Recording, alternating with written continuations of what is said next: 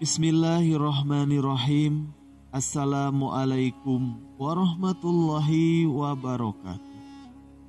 Alhamdulillahilladzi an'amana binikmatil iman wal islam. Wa nusalli wa nusallim ala khairil anam Sayyidina Muhammadin wa ala alihi wa sahbihi ajmain, amma ba'du.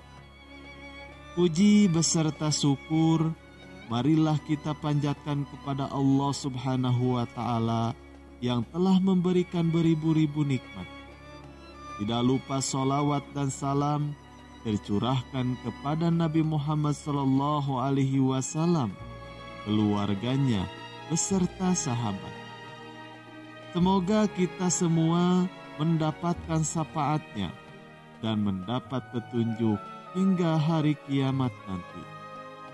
Marilah kita senantiasa bersolawat serta mengucapkan salam kepada junjungan kita Nabi Muhammad Sallallahu Alaihi Wasallam. Allahumma sholli ala Sayyidina Muhammad wa ala ali Sayyidina Muhammad. Doa dan harapan saya, semoga saudaraku semuanya selalu diberikan kesehatan, dilapangkan rezekinya, dan diampuni dosa-dosanya, juga dipanjangkan umurnya. Amin ya robbal alamin. Sahabat rahasia kolbu rahimakumullah. Salat merupakan perkara wajib bagi umat muslim. Namun dalam pelaksanaannya, terkadang masih ada sejumlah kesalahan yang kerap dilakukan oleh orang-orang ketika melaksanakan salat.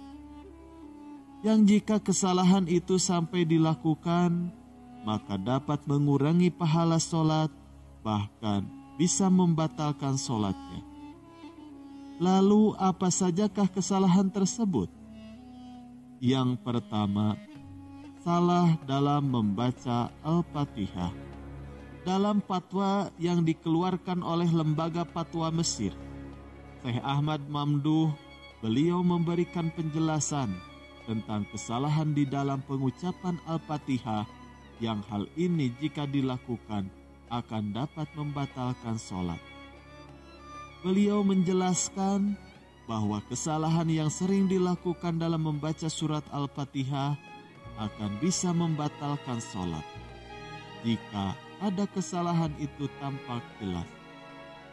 Contohnya, jika seseorang membaca ayat Shiratal ladzina an'amta alaihim, yaitu jalan orang-orang yang telah engkau beri nikmat. Akan tetapi dia membaca an'amtu pada huruf ta, yaitu salah membaca harokatnya, yang seharusnya kalimat tersebut dibaca patah, jadi dibaca doma. Maka kesalahan seperti ini sangat fatal dan bisa mengubah artinya menjadi, yaitu orang-orang yang telah aku anugerahkan nikmat kepada mereka. Maka maknanya menjadi bahwa yang memberi nikmat itu dirinya, bukan Allah Subhanahu wa Ta'ala. Namun kesalahan yang bersifat kecil di dalam penerapan hukum tajwid itu tidak membatalkan sholat. Yang terpenting, tidak ada kesalahan dalam pengucapan dan harokatnya yang dapat berdampak fatal pada berubahnya arti ayat. Yang kedua, salah di dalam membaca tasyahud. Salah satu kesalahan yang bisa terjadi adalah salah dalam tasyahud, yaitu menggunakan kalimat Assalamu ala nabi.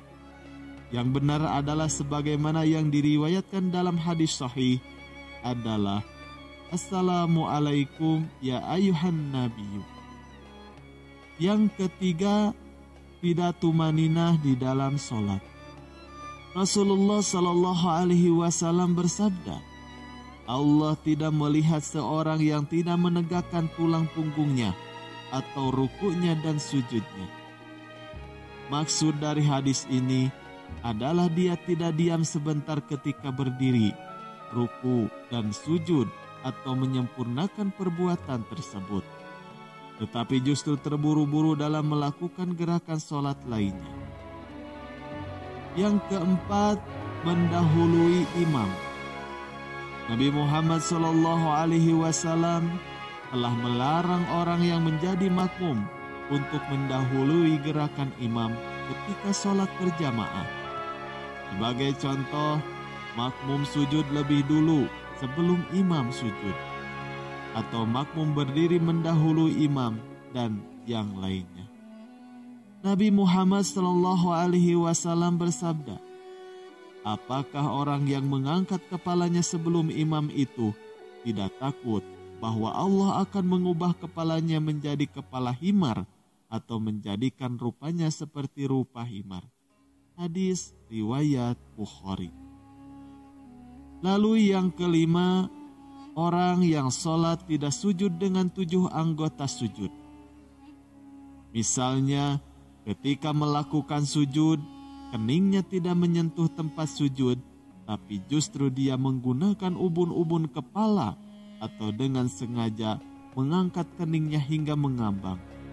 Sebagaimana disabdakan Rasulullah SAW, aku diperintahkan untuk melaksanakan sujud dengan 7 tulang atau anggota sujud ini.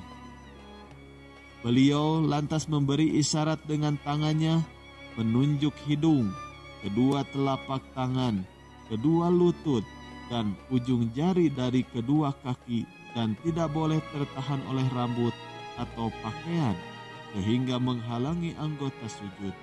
Hadis riwayat Bukhari. Yang keenam, menahan buang air besar dan buang air kecil saat sholat. Menahan buang air besar dan juga buang air kecil ketika sholat adalah salah satu yang dilarang. Lembaga Fatwa Mesir telah menjelaskan bahwa tidak boleh menahan buang air besar dan buang air kecil karena akan merusak kehusuan di dalam sholat. Yang ketujuh, duduk iqo.